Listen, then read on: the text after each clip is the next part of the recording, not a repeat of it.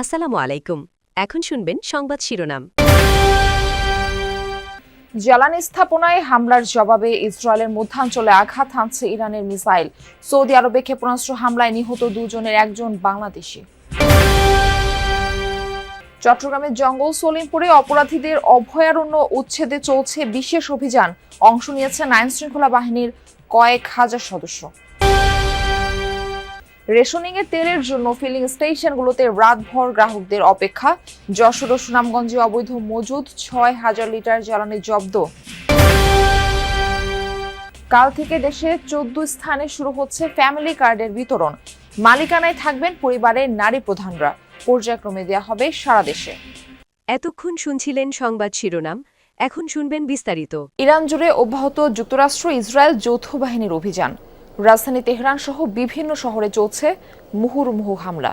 রাতভর হামলায় টার্গেট করা হয় ইরানের রেভলিউশনারি গার্ডের আরও বেশ কয়েকজন শীর্ষ নেতাকে। ইস্পাহানে আইআরজিসির সিনিয়র নেতা আলী হাশেমির মৃত্যু হয়েছে বলে দাবি ইসরায়েলের। অঞ্চলটিতে বিপ্লবী গার্ডের ডেপুটি কমান্ডার ছিলেন তিনি। নিহত আয়াতুল্লাহ আলী খামেনির আরও এক সহযোগীকে তেহরানে হত্যা করা হয়েছে বলে দাবি করা হয়। অন্যদিকে লেবাননের বৈরুতে একটি হোটেলেও মৃত্যু হয়েছে ৫ জনের।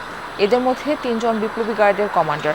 মিসাইল হামলার টার্গেট হয়েছে ইরানের অর্ধশত গোলাবারুদ সংরক্ষণাগার, তেলের ডিপো এবং পরিশোধন কেন্দ্র লক্ষ্য করেও টানা হামলা চলছে। বিস্ফোরণের আওয়াজ পাওয়া গেছে তাবরিজ, ইস্পাহান বন্দর, আব্বাস, আহওয়াজ, ইয়াজাত সহ অনেক অঞ্চলে।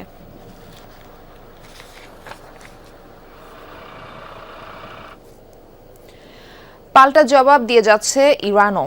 ইসরায়েল সহ মধ্যপ্রাচ্যের মার্কিন মিত্র বিভিন্ন দেশ লক্ষ্য করে একের পর এক মিসাইল নিক্ষেপ করছে আইআরজিসি। হামলা চালিয়েছে কুয়েতের মার্কিন ঘাঁটিতে। ক্ষয়ক্ষতি সম্পর্কে জানা যায়নি। বড় ধরনের হামলা হয়েছে ইসরায়েলের মধ্যাঞ্চলে। ক্ষতিগ্রস্ত হয়েছে ভবন, রাস্তাঘাট, গাড়ি। টানা সাইরেন বাজতে শোনা গেছে তেল আবিব সহ বিভিন্ন শহরে। ২৪ ঘন্টায় আহত হয়েছে কমপক্ষে ১৫৭ জন। এর আগে বাহরাইন, কাতার ও সংযুক্ত আরব আমিরাতেও মিসাইল ছুড়েছে আইআরজিসি। সৌদি আরবে হামলায় প্রাণ হারিয়েছে এক বাংলাদেশি সহ ২ জন। ইরানের গুরুত্বপূর্ণ অবকাঠামোয় হামলার জবাবে চরম প্রতিশোধের হুমকি দিয়েছেন দেশটির পার্লামেন্টের স্পিকার মোহাম্মদ বাঘের গালিবাফ। বলেন, শত্রুপক্ষ যে দেশ থেকেই হামলা করুক অবিলম্বে মিলবে একই রকম জবাব। তেল আবিব জানিয়েছে, ইরানের হামলায় এক সপ্তাহে প্রাণ গেছে ১৩ ইসরায়েলির, আহত প্রায় ২,০০০। চট্টগ্রামের জঙ্গল সলিমপুরে চলছে যৌথ বাহিনীর অভিযান। সেখানে অংশ নিয়েছেন আইনশৃঙ্খলা বাহিনীর কয়েক হাজার সদস্য। আর আইনশৃঙ্খলা রক্ষাকারী বাহিনীর সদস্যরা তাদের অভিযান শুরু করে। আমার ঠিক পেছনেই আপনারা পুলিশ, র্যাব তাদের উপস্থিতি দেখতে পাচ্ছেন এবং এখানে আমরা বেশ কিছু বিশেষায়িত ইউনিট দেখেছি। সিআইডিকে দেখেছি, ক্রাইম সিন ইউনিট দেখেছি, পুলিশের ডগ স্কোয়াড দেখেছি, র্যাবের ডগ স্কোয়াড দেখেছি। পাশাপাশি গোয়েন্দা তথ্যের ভিত্তিতে আমরা দেখছি যে বেশ কিছু ঘর তারা ঘিরে রেখেছেন এবং আমাদেরকে এই জায়গাটি পর্যন্তই সীমাবদ্ধতা দেওয়া হয়েছে এবং আমরা সেখান থেকে দেখানোর চেষ্টা করছি। ভেতরে সেনাবাহিনীর, আমি যেহেতু বলছি যৌথ বাহিনীর অভিযান, ভেতরে সেনাবাহিনীর বেশ কিছু এপিসি ট্যাঙ্ক যেগুলোকে বলা হয় সেগুলো প্রবেশ করেছে। সেনাবাহিনীর বেশ কিছু প্রশিক্ষিত ইউনিট ভেতরে প্রবেশ করেছে, বিজিবির ইউনিট প্রবেশ করেছে।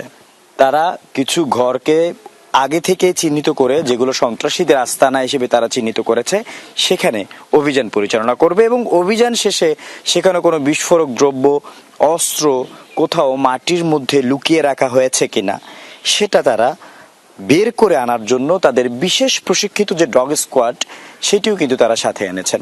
আমরা সেই ডগ স্কোয়াডের গাড়িটি যদি এখান থেকে একটু দেখাতে চাই, বিজিবি অর্থাৎ বর্ডার গার্ড বাংলাদেশের দুটি গাড়ির সামনেই একটি ভ্যান দেখতে পাচ্ছেন।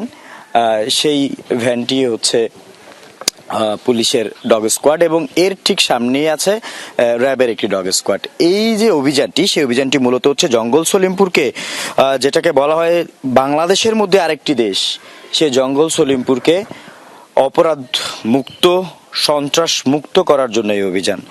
কিছুদিন আগে এই জঙ্গল জ্বালানি তেল নিতে রাজধানীর ফিলিং স্টেশনগুলোতে রাতেও ছিল যানবাহনের লম্বা লাইন। দীর্ঘ সময় অপেক্ষা করে পর্যাপ্ত তেল পাচ্ছেন না চালকরা। সরকারের নির্দেশনা অনুযায়ী রেশনিং পদ্ধতিতে বিক্রি হচ্ছে তেল।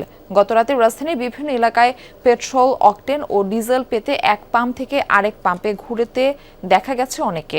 পাম্প মালিকরা জানান, হঠাৎ করে তেলের চাহিদা বেড়ে যাওয়ায় অনেক পাম্পে মজুত শেষ। এতে চরম ভোগান্তিতে পড়েছেন ক্রেতারা। যানবাহন মালিক ও চালকদের অভিযোগ, কিছু অসাধু লোক বাড়তি তেল সংগ্রহ করে খোলা বাজারে বিক্রি করছে। অনেকে সংকটের আশঙ্কায় প্রয়োজনের তুলনায় বেশি তেল মজুত করছে, যে কারণে পরিস্থিতি আরও জটিল হয়ে উঠেছে। আমরা যে ভোগান্তির মধ্যে আছি, এই ভোগান্তিটা অনেক বড় ধরনের ভোগান্তি। এই ভোগান্তির কথা বলা যাবে না। এত রাতে বাচ্চা নিয়ে মনে করেন তেল নিতে আসতে হইতেছে। সরকার যেভাবে বলতেছে যে দেশে পর্যাপ্ত পরিমাণ তেলের মজুদ আছে, তো মজুদ থাকার পরও যে কেন মানুষ হুমড়ি খেয়ে পড়ছে আমি নিজেও জানি না। 3 ঘন্টার মধ্যে আমরা এখানে আছি, তার মানে আমরা অনেক বিভ্রান্তের মধ্যে। এখন পর্যন্ত তেল পাইনি, আশা করি পাবো কিনা, শেষ হয়ে যাবে কিনা আবার এদের সেটা।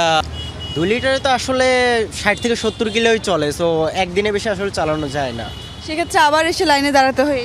হ্যাঁ, শুনছিলেন যে একদিনের বেশি আসলে চালানো সম্ভব হয় না, খুব জোরাজোরি করে 2 দিন হয়তো চলতে পারেন কেউ কেউ, তবে সেটাও বর্তমান পরিস্থিতি। মধ্যবিত্ত পরিবারের সুরক্ষায় চালু হতে যাচ্ছে ফ্যামিলি কার্ড। পর্যায়ক্রমে দেশের সব পরিবারকে এই সুবিধার আওতায় আনার পরিকল্পনা সরকারের, যার মাধ্যমে প্রতি মাসে 2,500 টাকা বা সমমূল্যের নিত্যপণ্য সহায়তা দেওয়া হবে। পরিবারের মা বা নারী প্রধানের নামে ইস্যু করা এই কার্ডে বাড়বে নারীর ক্ষমতায়ন। পাইলট প্রকল্পে 14 স্থানে প্রথম ধাপে কার্ড পাবে 40,000 পরিবার। আগামীকাল করাইল বস্তিতে এই ফ্যামিলি কার্ডের উদ্বোধন করবেন প্রধানমন্ত্রী তারেক রহমান। মিনা বেগমের প্রায় 22 বছরের সংসার, সদস্য 5 জন, স্বামী দৃষ্টি প্রতিবন্ধী। বিয়ের পর একাই টানছেন সংসারের ভার। কাপড় সেলাই করে যতটুকু আয় তার বেশিরভাগই যায় বসত ঘর ও দোকান ভাড়ায়। আর্থিক টানা পড়েন নিত্যদিনের। দ্রব্যমূল্যের দাম, এই দামের সাথে তো আমরা গরিবরা চলতে পারি না। অনেক জিনিসের দাম, এই এত কম টাকা রোজগার করে এত কিছু তো সম্ভব না। 30 বছরের মিনারার 4 সন্তান। রিকশা চালক স্বামীর যা আয় তাতে খাওয়া পড়াই দুষ্কর। করাইল বস্তির রাশেদা বেগম, শিরিন আক্তারের গল্প কম বেশি একই রকম। পড়াশোনা করাবার মতোই নাই, দিতে পড়ালেখা করাইতে পারতেছি না। নিজে তো কাজ করতে পারি না, পুনাই ছোট ছোট বাচ্চা নিয়ে। আমার বেকার, আমার স্বামী নাই, আমার ছেলে একটা বাড়ির থাকে, আর একটা টাকা পয়সা চেনে না।